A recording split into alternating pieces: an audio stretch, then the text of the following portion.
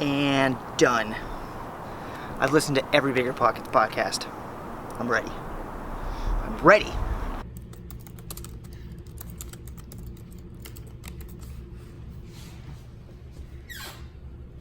Today I'll do what others won't, so tomorrow I can do what others can't. Thousands of mailers going out today. Bound to get a deal. Dang it, why do I keep getting all these back? Don't limit your challenges. Challenge your limits. This yard is definitely overgrown. Probably going into foreclosure. Don't wait for opportunity, create it. Driving for dollars is the best way to find deals.